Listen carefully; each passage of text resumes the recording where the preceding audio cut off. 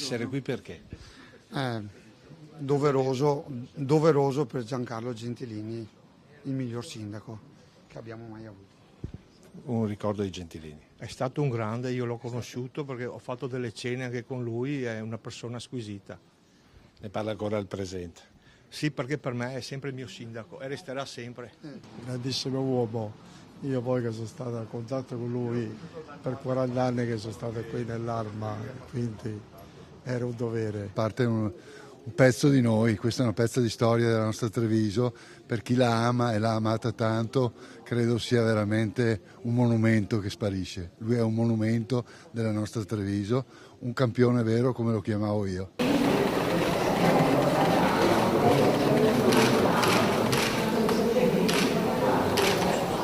È un personaggio meraviglioso, un personaggio da ringraziare, pensarlo e ci auguriamo il bene che ha fatto a tutti noi. Era amico tuo? Sì, mio amico Gentilini, sono tanti anni conosciuto, 27 anni io ho conosciuto. Io sono 27 anni a Treviso, conosciuto sempre Gentilini. Cosa ti diceva? Sono mio amico, mio cuore. Cosa ti diceva? Sono bravo lui. Prima Italia Gentilini, prima sindaco, unico sindaco.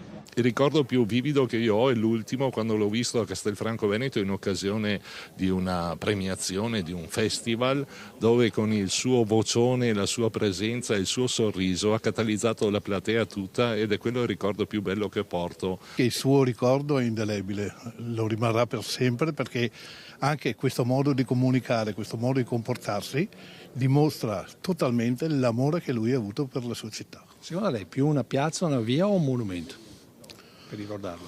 Potrei dire che tutte e tre. Era compagno di scuola di mio fratello quando andava al collegio Pio X e il pomeriggio lui abitava da solo qui perché era di Vittorio, veniva a studiare a casa mia, quindi era diventato di famiglia.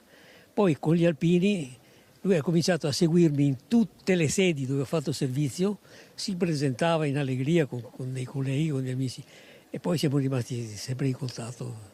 Veramente è stato un fratello per me. Di oggi cosa direbbe? Forse lassù sta già ridendo. Oggi, come sento dire in giro, lui sarebbe su e direbbe bello, ho fatto proprio un mio lavoro. Il mio lavoro è stato proprio questo, di essere riconosciuto. Ho fatto le cose fatte bene.